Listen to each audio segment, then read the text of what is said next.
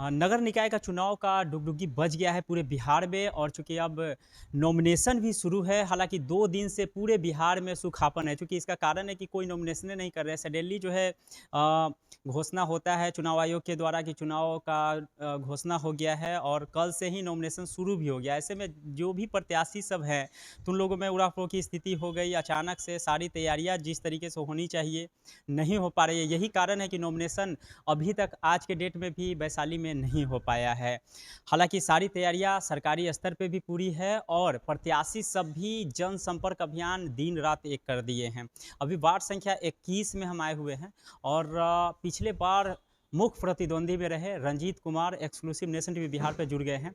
इस बार कहा जा रहा है कि वार्ड संख्या 21 में स्थिति कुछ अलग रहेगा। इसका मेन कारण है कि जो यहाँ से उपसभापति रहे निकेत कुमार डब्लू जी भी वार्ड संख्या 21 से ही भाग आजमाने जा रहे हैं और अमित सिंह की मां यहां से निवर्तमान वार्ड पार्षद हैं। तो अमित सिंह खुद इस बार यहां से चुनाव मैदान में रहेंगे और रंजीत जी भी चुनाव मैदान में हैं। तो त्रिकोणीय समीकरण रहेगा। हालांकि देखना दिलचस्प होगा कि कौन से प्रत्याशी चुनाव आगे जीतेगा, ये तो आगे बताएगा।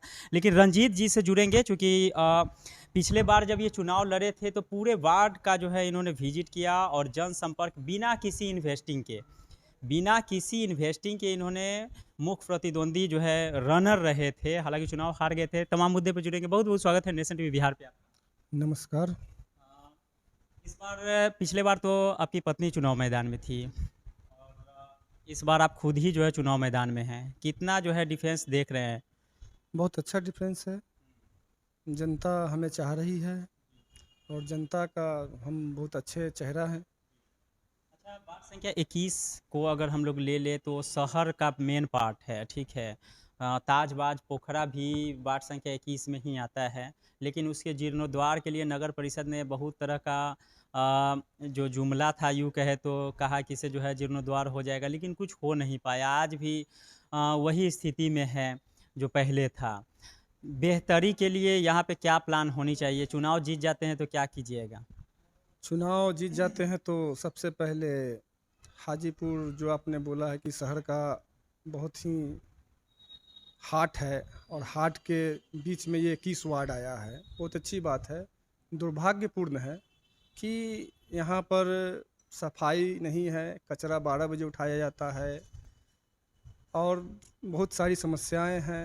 जीर्णोद्धार पोखरा का जो आपने बोला जीर्णोद्धार के लिए हम लोगों ने बहुत बार सुना था कि ऐसे ऐसे इनका फंड पास हुआ, बराबर ख़त्म हो गया, कुछ नहीं हो रहा है।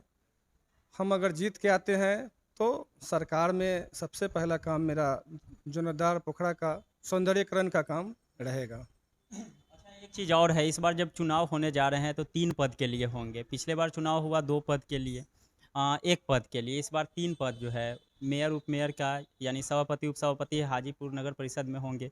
तो आपका लाइबिलिटी तो अलग हो जाएगा, क्योंकि पहले जिस तरीके से पार्षदों को जो है खरीद लिया जाता था अपने पक्ष में, तो जो है बाद में फंड दिया जाता था। जो लोग विपक्ष में रहते थे उन लोगों को फंड अलॉटमेंट नहीं किया जाता था। तो इस बार तो ऐसा कुछ नहीं रहेगा।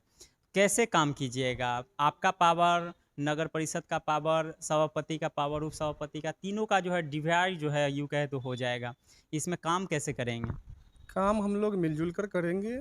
जो सभापति चुनकर आएंगे, उपसभापति चुनकर आएंगे और वार्ड से जो चुनकर आएंगे, हम लोग मिलजुल के काम करने का काम करेंगे और अच्छी तरह व्यवस्थित है। सरकार को धन्यवाद देंगे जो ये व्यवस्था लाई, जो हर 5 साल के बीच में 2 बार सरकार गिराने का काम और कुल्लू मनाली घुमाने का काम जो होता था वो बंद हो गई।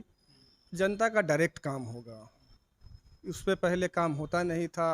लोग अपना इन्वेस्टमेंट जो लोग अपना इन्वेस्टमेंट करते थे वो अपना पहले इन्वेस्टमेंट निकालने का काम करते हैं। नगर परिषद खोखला हो चुकी है। शहर में, मेन शहर में हम लोग हैं, झाड़ू नहीं लगता है, जाम की समस्या है, बहुत सारी समस्या है। नल जल योजना की अभी समस्या चल रही है, आवास में समस्या चल रही है, नाला का समस्या है, उगाही का समस्या है, बहुत सारी समस्या है। उनको हम लोग सब गोटा मिलकर पटरी पर लाने का काम करेंगे। अच्छा, ये तो विडंबना ही कहा जाएगा कि बड़ा अफसोस की बात है कि जो लोग भी चुनाव जीतते हैं, चुनाव जीतने के बाद फिर दिखाइए नहीं देते हैं। बाद में हम लोग मिलते हैं तो कह देते हैं, कागज़ी दिखा देते हैं किसी इतना काम हुआ, हम लोग स्पॉट पे जाते हैं तो देखते हैं कोई काम ही नहीं हुआ, जबकि कागज़ पे बहुत सारे काम को दर्शाया जाता है। चुनाव जीतने के बाद आप 5 साल रहेंगे सड़क पे या फिर आप भी अपना जो है मतवाला हो जाइए? सड़क पर 5 साल रहने की बात है तो हमारे यहाँ हम लोग बहुत ही मिडिल क्लास से आते हैं और हमारी पहली प्राथमिकता रहेगी कि जनता हमारे पास नहीं आए, हम जनता के घर जाके काम करें, डोर टू डोर जाके उनकी समस्या का समाधान करेंगे। और ये शिकायत नहीं, 5 साल हम क्षेत्र में रहेंगे और जनता की टोटल समस्या को पटरी पर लाने का काम करेंगे। अच्छा, इस बार आपका वार्ड संख्या 21 चूँकि नया बना है और साथ ही इस बार उपसभापति जो रहे यहाँ से, निकेत कुमार जी भी चुनाव मैदान में हैं, जो पहले से निवर्तमान हैं, उनकी माँ रही हैं, अमित सिंह जी भी जो है चुनाव मैदान में रहेंगे। कितना जो है डिफ़िकल्ट हो जाएगा आपका चुनाव? आपको लगता है कि चुनाव डिफ़िकल्ट होगा या फिर आसान हो जाएगा? चुनाव आसान है, हम लोग एक हैं। चुनाव हम लोग बढ़िया से लड़ रहे हैं और चुनाव हम जीत रहे हैं बहुत अच्छी तरीक़ा से। कोई डिफ़िकल्ट नहीं है, चुनाव है, थोड़ा 19-20 होते रहता है, लड़ाई लड़ेंगे और कस के लड़ाई लड़ रहे हैं। घर घर जाके कैंपेन कर रहे हैं। नॉमिनेशन के बाद हम लोग का और बढ़ चढ़ के घर घर जाके हिस्सा लेंगे और जनता को जागरूक करेंगे। जो काम हुआ है वार्ड पार्षद द्वारा वो बताएंगे, जो नहीं हुआ है वो बताएंगे। जनता चुन के हम लोगों को विश्वास दिलाएंगे जनता को कि हमको एक बार अवश्य मौका दीजिए।